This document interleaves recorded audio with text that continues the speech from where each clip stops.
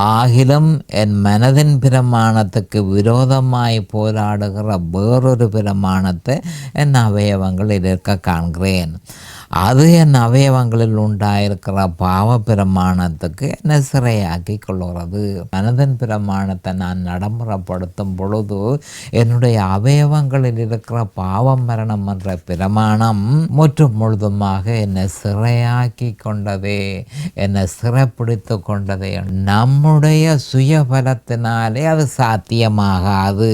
கிறிஸ்துவ பெற்றும் விசுவாசத்தினாலே அது சாத்தியமாகுமே தவிர நம்முடைய சுயபலத்தினால தேவனுக்கு முன்பாக நீதியாக நடப்பதற்கு நம்மால் முடியாது என்பது ஒவ்வொரு கிறிஸ்தவனும் அறிந்து கொள்ள வேண்டும். உங்களுடைய சரீரத்தின் அவயவங்கள் எல்லாவற்றையும் தேவனுக்கு ஜீவ பலியாக ஒப்புக்கொடுங்கள்.